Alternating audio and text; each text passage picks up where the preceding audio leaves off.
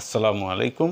আমাদের ত্বকের সিবাসিয়াস গ্রন্থি থেকে এক ধরনের তৈলাক্ত রস নিঃসৃত হয়, এটাকে সিবাম বলে।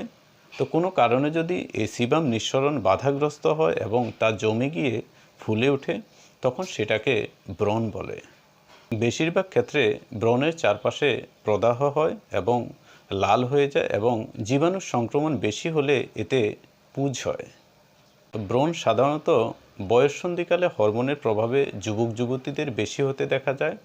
এছাড়া অতিরিক্ত রাত জাগা, হজমের সমস্যা, অ্যালকোহল সেবন, স্ট্রেস এবং বংশগত কারণেও অনেকের এই ব্রণ হতে দেখা যায়।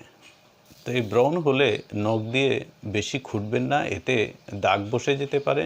প্রয়োজনে কুসুম গরম পানিতে কাপড় ভিজিয়ে সেঁক নিতে পারেন এবং এর পাশাপাশি হোমিওপ্যাথি চিকিৎসা নিতে পারেন।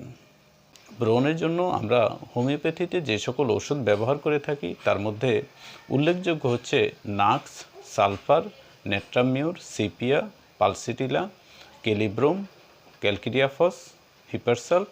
তো এই ওষুধগুলো আমরা রোগীদের প্রত্যেকের সিমটম অনুযায়ী দিয়ে থাকি। রোগীরা যদি একটু ধৈর্য ধরে কিছুদিন ওষুধ সেবন করে তাহলে ব্রণ স্থায়ীভাবে সেরে যায়। আমি ডক্টর কে এম জসিমউদ্দিন।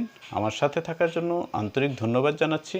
আর আপনারা এই ধরনের ভিডিও আরও বেশি দেখতে চাইলে আমার চ্যানেলটি সাবস্ক্রাইব করে নেবেন, এবং যে কোনো ধরনের ডিজিজ নিয়ে আরও বিস্তারিত জানতে হলে আমার Facebook page doctor K M Jasimuddin সেটা ফলো করতে পারেন।